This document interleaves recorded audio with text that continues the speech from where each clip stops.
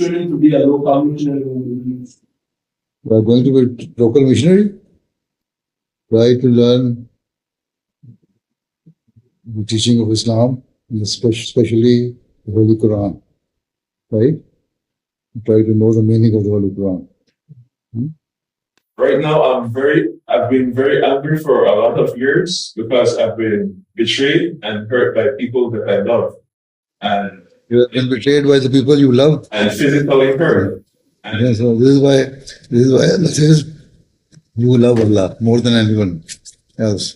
If you love Allah properly, then you will never mind whether people are betraying you or not. Right?